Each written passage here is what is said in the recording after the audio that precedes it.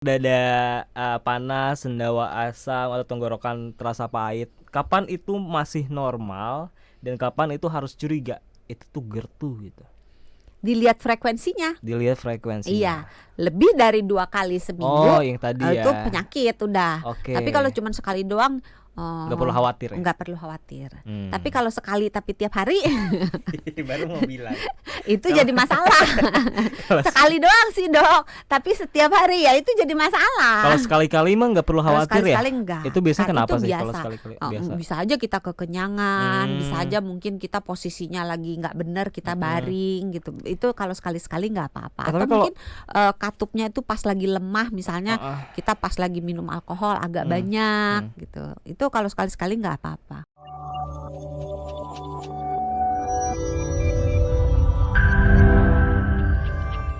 Banyak orang yang masih bingung juga nih antara GERD sama asam lambung atau MAH juga. Sebenarnya bedanya apa sih itu? Dijelasin dari satu persatu ya. Dulu ya. Kalau orang menyebut kata mah, kalau di sini kan sakit asam lambung gitu. Jadi campur aduk semuanya. Betul. Sebenarnya mah itu adalah nama organ. Jadi kalau kayak misalnya tangan gitu, hidung gitu, nama organ. Oke.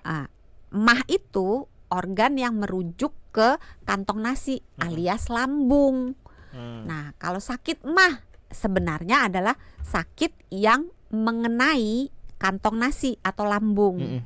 Nah, kebanyakan sakit yang umum diderita oleh masyarakat itu adalah sakit mah yang disebabkan oleh asam lambungnya meningkat, terjadi peradangan di lambungnya, bisa karena infeksi bakteri, bisa karena asam lambungnya itu terlalu banyak. Nah, kalau dia diem asam lambung yang terlalu banyak itu dan menyebabkan gangguan di lambungnya saja, maka itu namanya sakit mah yang disebut sebagai gastritis. Tapi kalau asam lambung yang banyak ini bergerak naik ke atas menuju ke arah mulut, itu namanya asam lambung naik. Nah, asam lambung naik ini kalau kejadiannya sekali-sekali belum jadi penyakit. Tapi kalau terjadi lebih dari 2 kali dalam seminggu, maka disebut sebagai penyakit asam lambung. Penyakit asam lambung inilah nama kedokterannya GERD. Iya. Jadi jelas apa jadi bingung? Jadi jelas. Jadi jelas. Asam lambung sebetulnya adalah sesuatu yang normal ada di dalam tubuh kita, di dalam lambung. Jadi dia normal ada, tapi lokasinya hanya di dalam lambung, tidak ada di tempat lain. Nah, asam lambung fungsinya untuk 1, mencerna makanan, 2, membantu memusnahkan bakteri, parasit, jamur, semua patogen, semua bibit penyakit yang masuk melalui makanan atau mungkin pas kita menguap atau pas kita ngomong masuk gitu bersama dengan udara, itu dimusnahkan oleh si asam lambung ini. Karena dia terlalu asam, bibit-bibit penyakit tidak bisa bertahan hidup.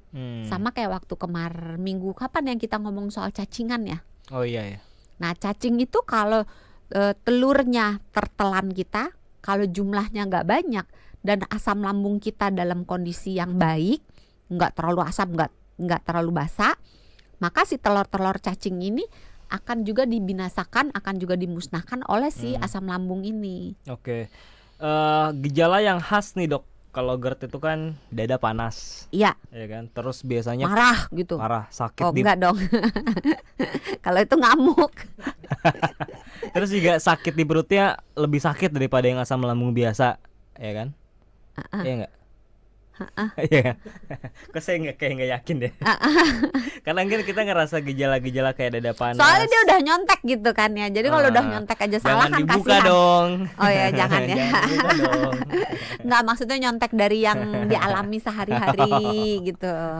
Kadang kan gejala-gejala kayak tadi dok, dada panas, sendawa asam atau tenggorokan terasa pahit. Kapan itu masih normal dan kapan itu harus curiga? Itu tuh GERD tuh gitu. Dilihat frekuensinya. Iya, lebih dari 2 kali seminggu. Yang tadi itu penyakit udah. Tapi kalau cuma sekali doang, nggak perlu khawatir ya? Nggak perlu khawatir. Tapi kalau sekali tapi tiap hari baru mau bilang itu jadi masalah. Sekali doang sih dok, tapi setiap hari ya itu jadi masalah. Kalau sekali-kali mah nggak perlu khawatir ya? Enggak. Itu biasanya kenapa itu sih biasa. kalau sekali-kali? Biasa. Bisa aja kita kekenyangan, bisa aja mungkin kita posisinya lagi nggak bener, kita baring gitu. Itu kalau sekali-sekali nggak apa-apa. Atau mungkin katupnya itu pas lagi lemah, misalnya kita pas lagi minum alkohol agak banyak gitu. Itu kalau sekali-sekali nggak apa-apa. Faktor penyebab GERD itu selalu tentang dari faktor makan nggak sih dok? Atau bisa juga dari faktor stres atau ada faktor mungkin genetik juga? Macem-macem sih. Macem-macem. Kalau ditarik-tarik bisa makan. Semuanya. Oke. Jadi kalau misalnya contoh nih dari pola makan ya, kalau sukanya makannya kekenyangan, udah buru-buru kekenyangan, terus langsung baring, kan lambungnya jadi isinya kalau kekenyangan lambungnya membesar banget kan. Nah ketika lambung itu posisinya mekar yang semekar-mekarnya gitu, kan sama kayak kita punya balon, kalau balonnya diisi dengan air banyak banget, kan katupnya itu jadi lemah, karena kan kayak ketekan dari isi balonnya itu. Sama kalau lambungnya itu isinya banyak, isinya itu akan membuat tekanan sehingga lambung bagian atas, pipa saluran makan bagian bawah, jadi mulut kita kalau kita makan dari mulut nyemplung lewat selang, nyemplung masuk ke lambung. Nah perbatasan antara selang makanan dengan lambung itu ada katupnya. Nah kalau katupnya itu lemah, maka yang di dalam bisa bergerak naik ke atas. Itulah sebabnya gejalanya tulang dadanya rasanya panas, kayak terbakar. Karena pipa makanan kita yang namanya esofagus itu letaknya di belakang tulang dada. Jadi dari mulut ke leher di belakang jakun, kemudian bergerak di belakang tulang dada, baru masuk ke area lambung di dekat ulu hati. Nah, kalau dia naik asam lambungnya, berarti kan naiknya dari arah ulu hati naik ke arah mulut kan.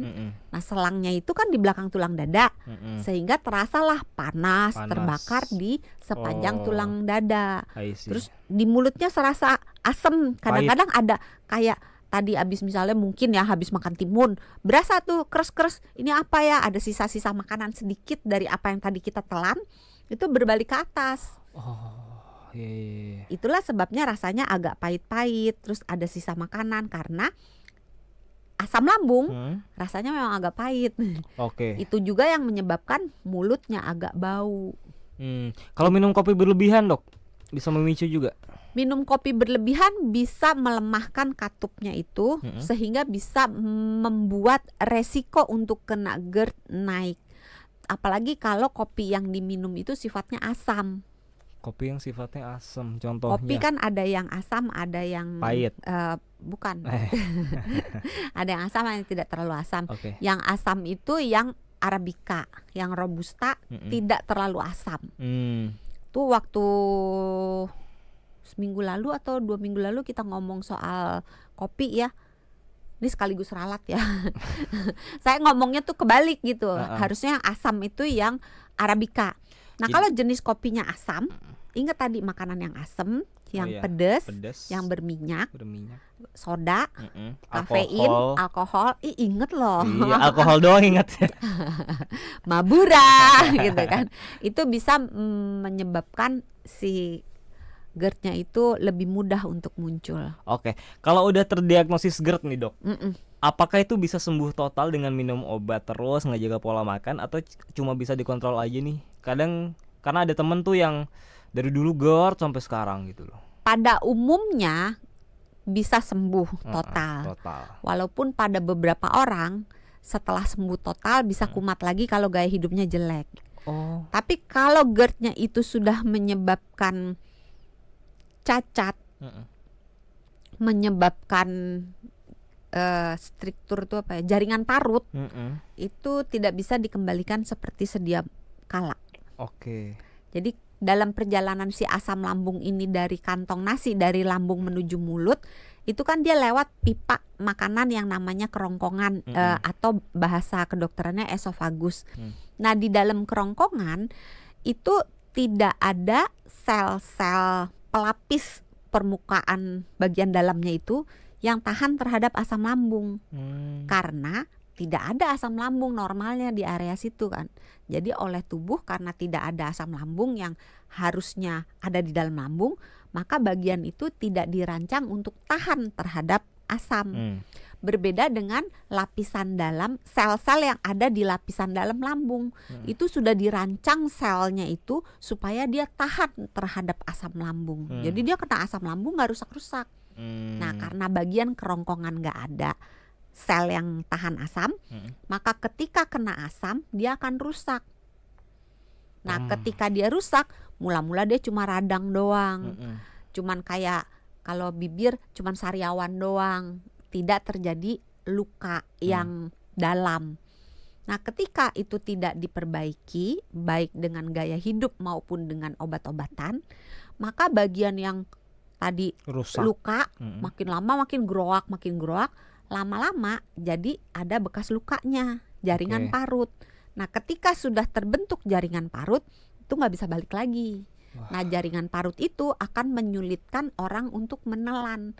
Biasanya kalau kita nelan, si otot kerongkongannya kan bergerak untuk dalam tanda kutip mendorong makanannya, mempermudah makanannya itu masuk ke bawah kan. Nah, ketika ada jaringan parut, gerakan ini sedikit terganggu, sehingga orang akan ngerasa kok kayak ada yang ganjel ya, mau nelen kok kayak susah gitu. Tapi kalau minum gampang, tapi begitu makanan padat, kok kayak mau nelen tuh susah gitu loh, kayak ada yang ganjel. Nah, itu kemungkinan sudah ada sesuatu di kerongkongannya. Jadi beruntung lah ya yang belum pernah kena GERD, artinya masih normal itu si Iya, makanya kerongkongan. dijaga Kalau makannya, kalau yang gaya baru hidupnya. kalau yang baru awal kena GERD, yang harus dilakukan selain menghindari makan makanan tadi kayak asam berminyak, adakah yang Jangan perlu? kekenyangan, jangan terlalu dekat dengan jam tidur. Jaga berat badan supaya tidak kegemukan. Karena kalau badannya gemuk, terutama gemuknya di area perut, maka lemak yang ada di perut itu kan akan mendesak si kantong nasinya, lambungnya. Kebayang nggak? Kebayang kan? Nah, si lambungnya ketika kedesak oleh lemak di area perut, maka kan kayak dorong ke arah atas kan, sehingga isinya cenderung dalam tanda kutip kayak muncrat ke atas gitu. Kebayang nggak? Kayak penuh didorong cut gitu kan. Nah, itu yang menyebabkan mengapa orang yang besar perutnya, orang yang ibu hamil karena ada bayi, ada janin di dalam rahimnya, itu lebih rentan terkena GERD daripada orang yang tidak.